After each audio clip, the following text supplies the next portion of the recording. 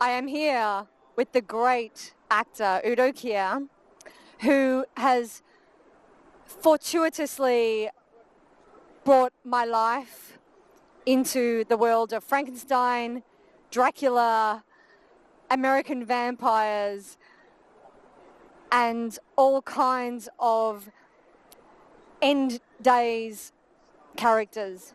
And I would like to show you something first. No, wait. Before we continue this talk. And I was born a vampire. I lived like this for thousands of years. And all these people here don't even pure blood. So I know what I'm talking about. For me, Udo Kier is the greatest necrophiliac in all the world. He is the best Frankenstein. However, he is also the best Dracula. So Udo Kier has infiltrated from Italian horror films to American horror films, from the 60s, the 70s, the 80s, the 90s, with his exquisite face. Tell me, Udo, how do you feel about playing the vampire all through these many centuries? Well, I was born a vampire, as I said before, and now I live in a society and people always forget that everybody is a vampire. My lawyer is a vampire, my agent is a vampire, everybody is a vampire. So vampire is a character sucking blood, but you can also suck something else. So I think it's, in a way, very important. Vampire is something, my first film which I saw was Polanski, Vampire. And that was an amazing film because vampires are people who everybody hates, but nobody knows them. And because they exist, they bite, they suck the blood, and that's very important, to suck the blood to live. And when I made Dracula, it was like I had to survive. And I was a very nice person, actually, but I had to suck the blood just to survive. Your role as Dracula was truly extraordinary, and I think that you created something new in Dracula and in Frankenstein. Tell me about your experience filming Flesh for Frankenstein and Blood for Dracula. Do you have any special memories? Well, the memory was that Frankenstein was a very energetic person because he was a creative person who was trying to build a new race, which is, of course, very simple being German. But then I had only a contract for Andy Warhol to be Frankenstein. And we shot a film for, which is an amazing amount, nothing, $300,000 to make a film in 3 weeks in 3 dimensions. So the number 3 was very magical. And then actually the monster in Frankenstein had a contract to be Dracula. And everybody came to me and said, why don't you play Dracula? And I said, no, I'm very happy that I did one film for Andy Warhol, going into the fame books of history. And then the last day, because when we made Frankenstein, people always misunderstood Andy Warhol. There was no sex, drugs, and rock and roll, what everybody expected. So, last day of shooting, I was very sad because my fame was going away. Thank you. Someone's just bringing me a drink. A beautiful man just bought him drinks. Just a beautiful man just brought me a drink. And then the last day was in Cinecittà, the famous studio. Why are you sweating? The cameraman is sweating. Wait a minute. Okay. Udo Kier is so beautiful that men sweat in his presence. So then the last day of Frankenstein, I went to the cantina, which cantina means where people have a drink at lunch break. And it was amazing because Fellini was shooting next door. So you had all these overdeveloped characters coming in, and I was Dr. Frankenstein sitting there, and I said, okay, bring me a half bottle of wine. And I was sitting there by myself being very sad. And then Paul Morris, the director, walked in, and he said, I guess we have a German Dracula. And I said, who? And he said, you. but you have to lose at least 20 pounds in 4 days. So I didn't eat anymore. I just had salad and water. And that's why I'm sitting in a wheelchair in Dracula, because I didn't have any power. And that's the story. And it was to know Andy Warhol. I mean, Andy Warhol was famous for movies like Trash, Flash, and Improvise, where you had the camera. I mean, talking about Dogma film, which Lars von Trier and other people invented, Paul Morrissey was the godfather of Dogma, because they didn't have money. So you had the camera running and you saw the lighting. So anyway, to make the story short, coming to the point, then I was Dracula and with Andy Warhol. And you know, the thing is, I work with so many people like Fassbinder, and you only realize how famous they are after they're dead. I'd like to ask you about Yes. Fassbinder and Lars von Trier, because you have worked with some brilliant directors who have apprehended you as the exquisite actor that you are. Do you have any stories about Fassbinder or Lars von Trier that you'd like to share? I like the word share. You mean split stories?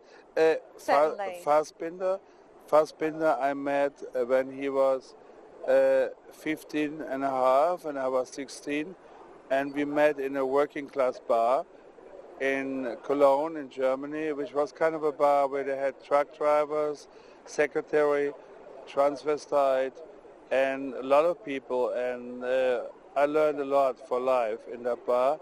And I met somebody who was not very beautiful. Was Fassbinder, and I was very beautiful. You are, Wait, and you wait, I'm were coming very back. beautiful. Stay there, I'm coming back. We're going to wait for a photograph of Udo Kier. He is very beautiful now. So Apparently, he was more beautiful then. I was like that. You got it? I was like that when I met Fassbinder. So it was like in Jean Cocteau film The Beauty and the Beast. He was the beast, I was the beauty. And then I lost his attention. I went to London, here, where we are now.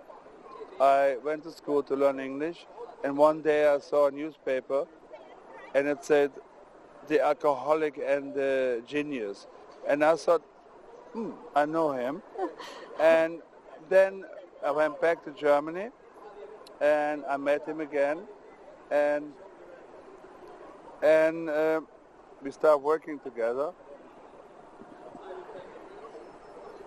And I told him, I said, "Why didn't you take me for your films before?" And he said, "I didn't want it to be remembered of that time through you, but now I'm ready."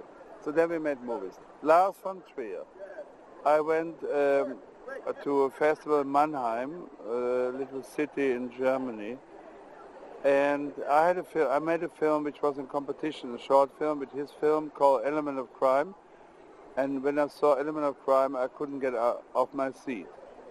So I said to the director, I said, "It's one person I would like to meet, the person who made that film." And I expected somebody like Leather Jacket, Kubrick, Fassbinder, Bad Mood. And there came this little boy in, like the hair very well, little sweater, was Lars von Trier. And we met, and then that was 20 years ago, and then we made all the films together. So that's like maybe why I end up here, but I know it's a horror convention.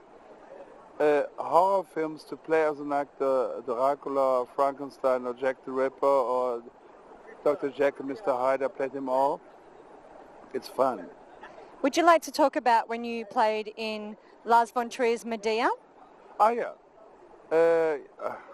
Wow, she's very well informed. Medea was our first film, and Lars called me and said, "I'm doing a film, Medea, based on Carl Theodor Dreyer, a script. Don't shave anymore, don't wash your hair, and present yourself in 3 weeks." So I was very dirty, flying to Copenhagen, and I'm sorry, you're still sweating. 1 second. Oh my God. Oh, ah. Lick it, baby. Look, your own sweat, baby. Your sweat on my hands. And then, oh. So, and then I presented myself in Copenhagen because it was being German to play the Viking or king was a bit for the Danish television. So, oh yeah, but I did it. There's John Hurt for Lars von Trier. Here he is. That's talk to him. What's this for? For Lars von Trier, did somebody say? Yeah, I said. Yeah. Because you were the voice. Absolutely. Yeah. And tomorrow I will tell you something. I'm leaving this convention unless I'm sitting next to John tomorrow, because where I'm sitting now, I feel like at the end of the train. You can't be sitting with me tomorrow because I'm not here tomorrow. Oh, then I sit in your place. Yes, you sit in my place.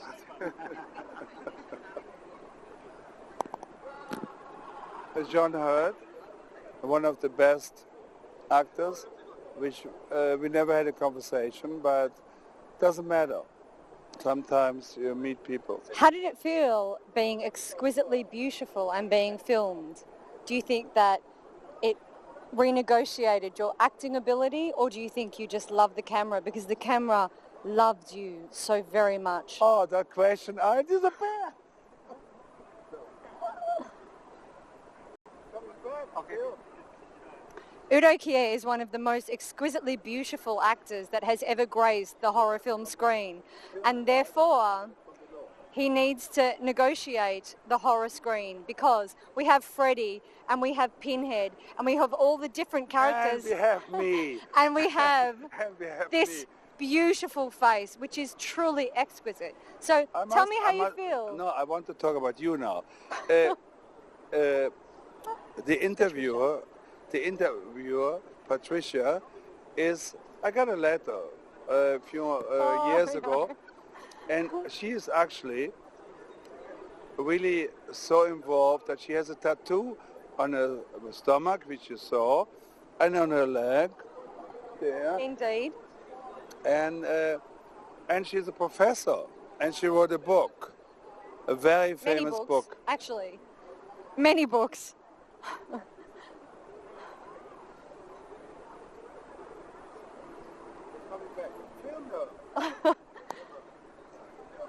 Many years ago, I wrote a letter to Udo because somebody suggested that because I had a tattoo of Udo, I might be a stalker, but I was not indeed a stalker. And that is the book, which is the famous book. Excuse me.